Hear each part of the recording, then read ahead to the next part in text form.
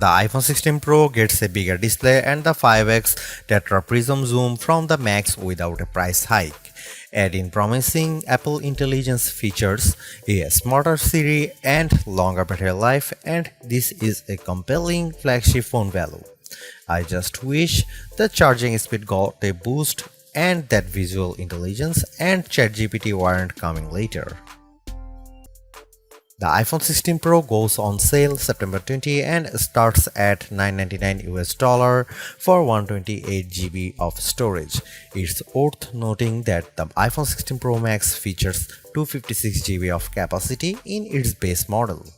The good news is that you can get 256 GB of storage for $100 less than the iPhone 16 Pro Max, and you get the same max storage option of 1 TB for those willing to really splurge. The iPhone 16 Pro is still a compact phone, but there is a trade-off with getting a larger display. It's now more of a mid-size phone now as opposed to a small phone as the size and weight have grown. This handset measures 5.89 by 2.81 by 0.32 inches and weighs 7.03 ounces compared to 5.77 by 2.78 by 0.32 inches and 6.6 ounces for the iPhone 15 Pro. So the new iPhone is taller and wider and just as thin, but there's some more heft to it. The good news is that the iPhone 16 Pro is still easy to use with one hand as Apple made the bezels thinner. The design should be more durable too, as Apple claims that the ceramic shield display is 50% tougher. Plus, the band is still made of titanium, which is more durable than aluminum. The iPhone 16 Pro colors aren't very flashy compared to the regular iPhone 16. There's white titanium, black titanium, natural titanium, and the new desert titanium, which is like a soft rose gold. I prefer the desert hue because it looks new. Don't expect much new from the iPhone 16 display. The only real news beyond the size increase to 6.3 inches for this OLED screen is that it can get dimmer. The minimum is now just 1 nit. I put the two phones side by side in a dark room and I noticed the difference immediately. What's the benefit? You can use your phone in bed without disturbing your partner, and if you are using standby mode, the iPhone 16 Pro won't be as bright when you are using it overnight as an alarm clock. Otherwise, you get the same 120Hz refresh rate on this Pro Motion display and the same max brightness. Apple claims a peak brightness of 2000 nits outdoors and 1600 nits for HDR content. We simulate outdoor conditions with a flashlight and the iPhone 16 Pro reached 1553 nits. That's higher than the Galaxy S24 Ultra but way behind the Google Pixel 9 Pro. Apple has added a new button to the iPhone 16 Pro, but it's not technically a button. The camera control is a recessed capacitive switch that provides haptic feedback. Press once to launch right into the camera and press again to snap a photo. It's simple and works well in landscape and portrait mode.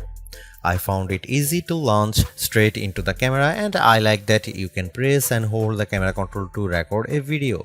Though, if you take your finger off the button, the video stops. I wish you could customize that. The camera control has a lot of tricks, including the ability to zoom in and out by sliding your finger left and right on the button, and a soft double press launches a mini menu. You can scroll through to tweak things like exposure, depth, and choose photographic styles. There's a learning curve to camera control, but I'm glad that it's an option. Plus, this frees up the action button on the left side of the iPhone 16 Pro for programming other shortcuts.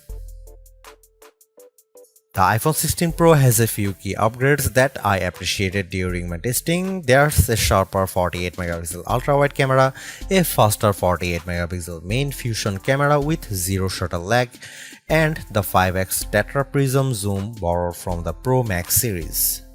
In addition, photographic styles are integrated directly into the Camera and Photos app, so you can change skin undertones and the mood effect of your photo on the fly. Plus, you can tweak it after the fact. To test the iPhone 16 Pro's faster performance, I had my son take a photo of me shooting a jump shot side by side with the iPhone 15 Pro, and the result is brighter and more detailed image. How does the iPhone 16 Pro compare to the best camera phones? I shot a number of pictures using the iPhone 16 Pro alongside the Samsung Galaxy S24 Ultra and the Google Pixel 9 Pro XL to find out. I put the ultra-wide camera to the test on the iPhone 16 Pro with this shot of a beach and Apple comes out on top. The colors are more natural through the iPhone versus the Galaxy S24 Ultra, and Samsung's peak looks distorted on the right side by the flowers. Here are some camera samples of iPhone 16 Pro.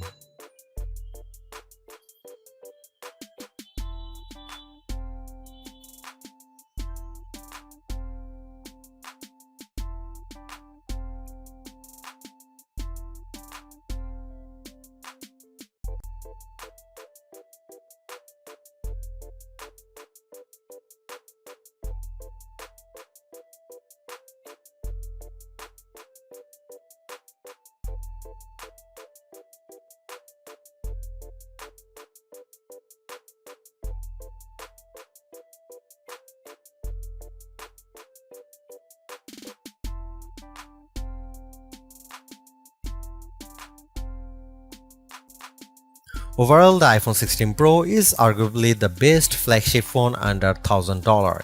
You get the same excellent cameras as the iPhone 16 Pro Max for $200 less, and I think the screen is big enough at 6.3 inches while being easy to use with one hand.